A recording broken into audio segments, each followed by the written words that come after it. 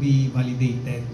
So internally muna, then come up both and an honest investigation. And for sure, we will abide with the process and respect kung ano man yung lumabas. And in as far as on our ground operations, we will only first go after muna doon sa lawless elements.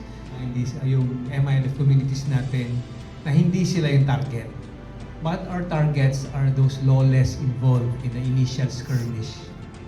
So rest assured, your AFP, your Western Mineral Command, your brigade in the Basilan will adhere to the law. We have already named the perpetrators, a certain Najal Buena and Manja Jalis. We still have to educate, especially the future generations. Kaya dapat talagang buo ang collaboration natin, not only with the government and the MILF, to include the community and the local government officials.